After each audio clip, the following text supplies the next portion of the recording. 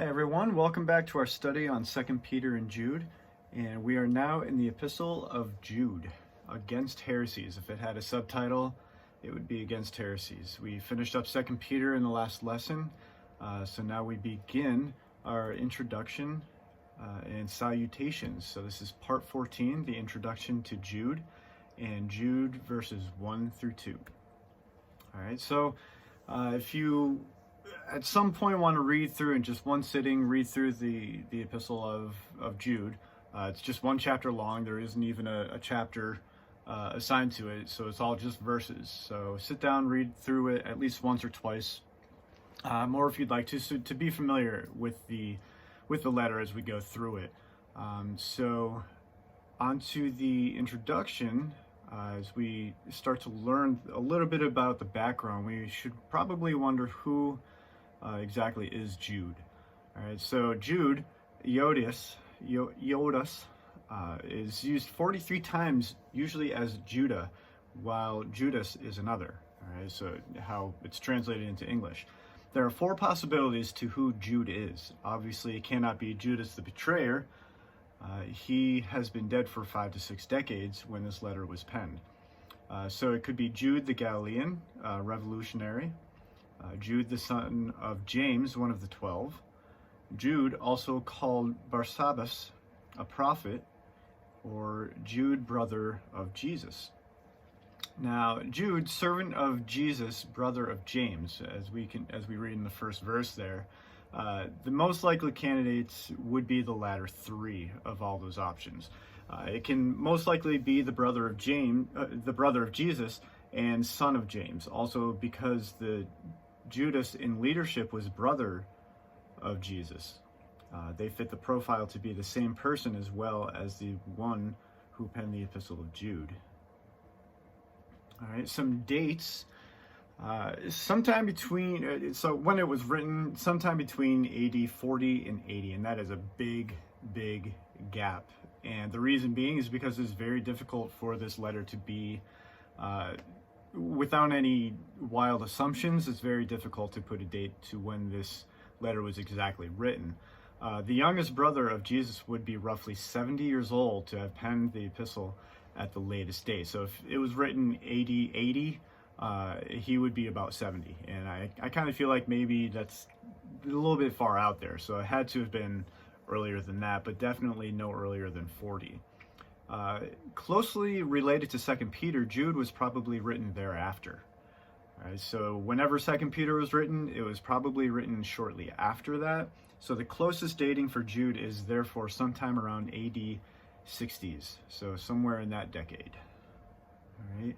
Now, the recipients, who is Jude writing to? They're Jewish Christian community in Gentile society. So it's a mix, but mainly Jewish. All right, so there's a lot of different cultural aspects that are happening within this community, the communities that he's writing to. The false teachers were either Gentile or influenced by Gentiles, Hellenists, or Gnostics, or a mixture of any of those.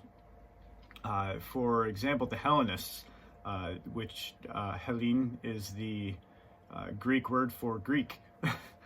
So the Hellenists are the Greeks, and that they still had some influence even though Rome was in control at the time, which also evolved into a different philosophy.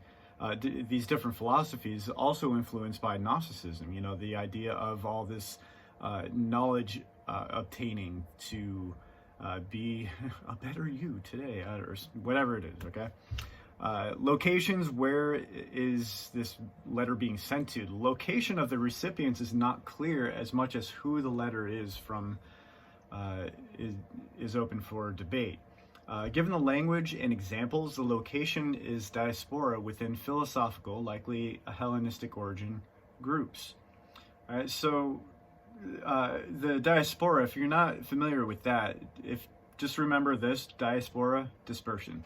All right, so all these Jews, because they have been dispersed, they're put into exile in 722 BC, and then later on again put into exile in 586 BC.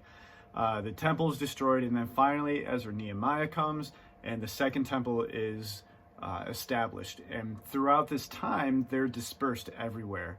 So even though there's a second temple, they have this temple now, they're still all over the place because of the events that happened centuries earlier. So diaspora, disbursement, they're all over the place. Now, because that they're all over the place, what kind of influences are they all going to have from different cultures, different false religions, false gods, political uproars and all of that kind of stuff? What kind of influence are they going to have? Paul's reference to Jesus' brothers in 1 Corinthians 9:5 suggests Jude was well-traveled extensively in the Eastern Mediterranean world. So it's not like Jude is just writing to anybody. All right, he has some sort of a background where he's going to travel. He's going to be a part of this. Not only is he going to be traveling within the diaspora, but he's also a part of the diaspora. All right, so he's familiar with these peoples. He's familiar with these areas, so he's going to write to them what he has in this letter purposefully. It's not just, hey, I'm going to send this out. He has a reason. He has a purpose for it. Okay. All right. So speaking of that, we can look through the outline of Jude. If you want to review that, pause the video here or do it afterwards, and review the outline to see what kind of themes are popping up in that outline. Okay. And that is the reason for Jude's writing, which brings us to Jude verses 1 through 2, the Salutations, and a little outline of what those two verses will look like in the following slides. The greetings, Christians, and amazing feats, not feet. Ew, I can't stand feet. These are amazing accomplishments for Jude to write what he writes, okay? All right, so Jude verses 1 and 2. Jude, a servant of Jesus Christ and a brother of James, to those who have been called, who are loved in God the Father and kept for Jesus Christ. Mercy, peace, and love be yours in abundance. All right, so the greetings. Jude is the only New Testament letter not to include grace and include request of love. That's pretty cool. All right, identifications. Jude, a servant of Jesus Christ and brother of James. This James and Jude may very well be siblings to Jesus. Note that Jude does not identify himself as brother to Jesus, though. Jude also does not identify himself as an apostle like Paul or Peter had, which is also very intriguing. My guess is because Jude, maybe because he's so well-traveled, he was a businessman. And he had acquaintances. He had these people that he interacted with. And to approach them as someone like an apostle or the brother of Jesus or whoever it might be could really block people off from the message that he has for them, to present the gospel to them.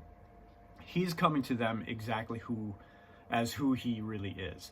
It's Jude. If he's a businessman or not, whatever it is, he's coming to them without throwing out any positions or anything or prestige. He's saying, this is just me, and I have something for you to understand that you need to know about, okay? All right, so servant represents the Lord, okay? So if he's identifying himself as a servant, not only is he not lifting himself up, he's putting himself as someone that is representing someone who is higher, okay? He's not putting himself up there. He's putting himself here to say, this is who I'm serving. All right. He also has the insider account. You know, if he is the brother of Jesus, he's got an inside account. All right. Now, the Christians, they are called, not chosen, but invited. Still, a call needs answering or responding to. All right. And that's something that we need to really, really understand as we develop our faith, as we expound on a relationship with Christ. We need to understand that we're not necessarily chosen, but we are invited. And when we are invited, we need to answer that call and respond to it, because it's a constant one. It might have some variance to it that will be specific to you. All right, so we need to have our hearts and eyes open to what Christ is calling us to. All right, these Christians are also loved. Who is loving who? You know, it's not really exactly clear, who are loved in God the Father and kept for. All right, so it doesn't say loved by God, it's loved in God, okay? Can also be rendered as love in God the Father. All right, God is love, as according to 1 John 4:16. So the source of true love comes from God, either experienced on intimate love or mimicked by us. Love as I have loved. All right. So who are loved in God because God has influence and because God has shown what real, true, genuine love is, we can also do the same.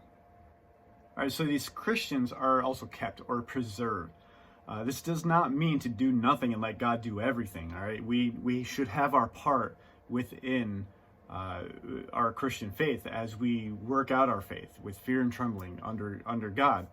So what does that mean to be kept? It's, keep watch upon, or to have guarded. All right, we are part of that guard as well. We are also someone to keep watch. We are preserved, kept for a purpose. All right, Jude puts this theme in caps, like bookends. In Jude verse 1, he mentions it there, and at the end of his letter in verse 21. God keeps us, but we also need to keep ourselves. There's some maintenance that needs to be done in all of us. All right, and these Christians, the greeting is a reminder of what they are called to. It's not just, hey, you have mercy and peace and love in abundance, but give mercy and peace and love in abundance. All right, so mercy in comparison with grace. All right, remember, grace, this is the only New Testament letter that has it does not have grace in the greeting, but it does have mercy. And this mercy, we're supposed to receive a certain punishment, but we don't.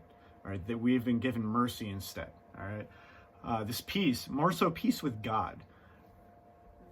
It kind of irks me a little bit here and there when Christians are like, I'm really wrestling with something with God, and it's like, no, you're more rebelling.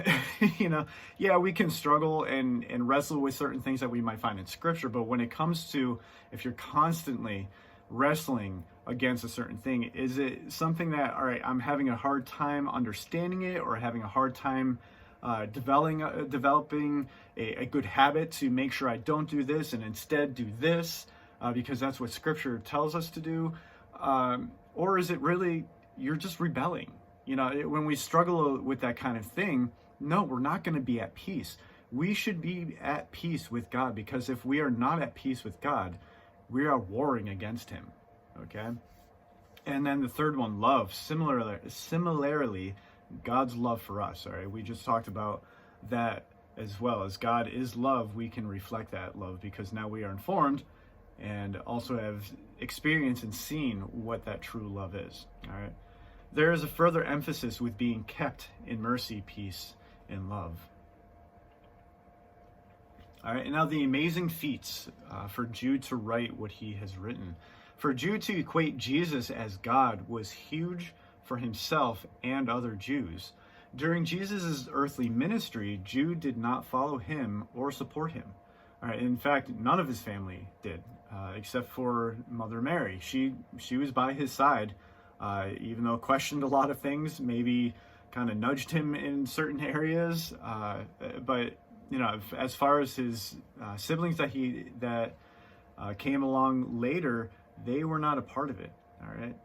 At this point in history, persecution was slowly inclining. So to say that Jesus, equating Jesus as God, was putting their necks out on the block. All right, it was saying, holding up a sign like, yeah, I guess I'm a rebel against the Roman Republic and Caesar, and I'm also rebelling against the Jewish Sanhedrin and all the other teachings that they have. All right, so the persecution was slowly inclining, and it comes to into culmination by 70 AD. The temple is destroyed. The second temple is destroyed again, and the dispersion happens all over again. All right, Jude identifies similar relationship that Moses has with God when identifying his relationship with Jesus. So how Moses interacted with God on the mountain among his people, Jude identifies himself with Jesus in that same manner. All right. So that is the introduction and the salutations to the letter of Jude, the epistle of Jude. And there's going to be a lot of different things coming up in this letter, such as why it was even in the canon of Scripture, and why are there quotes in this book that are not in Scripture. So how do we wrestle with that? How do we understand that? So as we go forward with this letter, there's also going to be a couple themes that are going to reoccur that we found in 2 Peter. So hopefully I won't spend a lot of time on those ones and spend more time on the newer themes throughout this letter. But for now, this is the introduction and the salutations of verses 1 and 2. So here are some questions for discussion based on what we've learned today. How important is Jude's identity in alignment? How important is Jude's identity in alignment with the epistle of Jude? What similarities do we have with the recipients of the epistle of Jude? How should the recipients, and in turn ourselves, respond to being called into identifying with Christ? How does the epistle of Jude set apart from other New Testament writings? How are they similar? All right, and thank you for watching, and we'll see you out there. God bless.